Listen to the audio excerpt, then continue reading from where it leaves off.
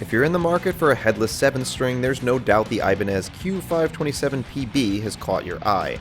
Its sleek design, pretty figured top, and relatively low price point make it an option that's hard to ignore. Let's quickly go over the specs. This guitar has a Nyato body, a relatively inexpensive Asian wood that Ibanez has been using in many of their cheaper guitars lately. It has a book-matched burled poplar top and a 5-piece neck comprised of roasted maple and babinga. The fretboard is roasted bird's eye maple, adding additional natural figure to this exotic-looking instrument. As for the hardware, it's Cosmo Black, which is Ibanez's version of chrome, and the frets are Jescar Evo Gold. They're also slanted, which we'll talk about later. The pickups are Ibanez's original Q58s, which are designed exclusively for the Quest series. Starting with the tone, this guitar offers quite a lot of options, with a 5-way selector switch and a Dynamics mini switch which splits the coils.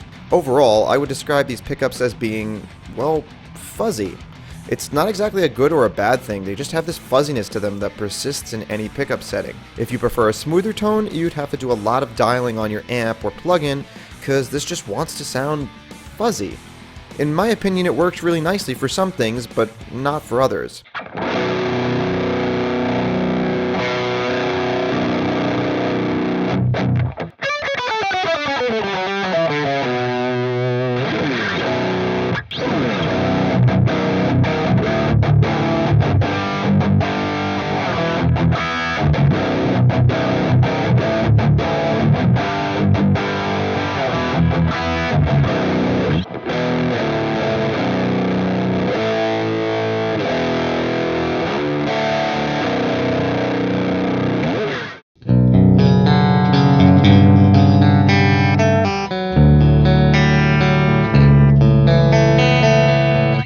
Next, how does it play?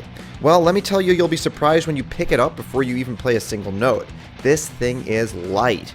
In fact, it's noticeably lighter than my Strandberg, which despite not being chambered is a 6-string. I can only imagine how light the 6-string Quest models are. This weight is of course due to the guitar's headless nature, as well as its incredibly thin body, and in my opinion is a huge positive. It's not neck heavy and just feels effortless to hold or wear on a strap. Okay, but how about when you actually play it? Well, I'm still pretty new to playing a 7-string, so it is a bit hard for me to critique the playability in general, but typical of Ibanez, it has a very thin neck profile, making it very comfortable to move around quickly. The frets are slanted. Do note that this is not a multi-scale guitar. It's just a thing they've been trying with the Quest series, and, well, I don't notice it at all when playing it. I wouldn't worry about it if you're interested in this guitar. Having a standard 25.5-inch scale length though, the low B string can get a bit floppy.